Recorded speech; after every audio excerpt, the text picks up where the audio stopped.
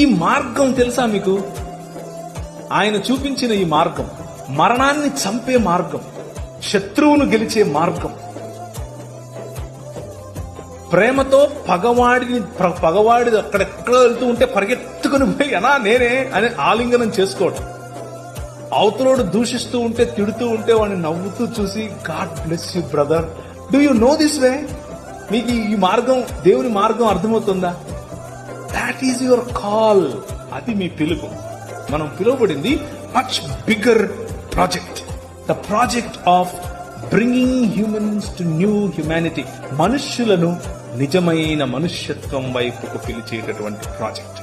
క్రీస్తును పోలిన మానవత, నిజమైన మనుష్యత్వం, ఇది క్రైస్తవం.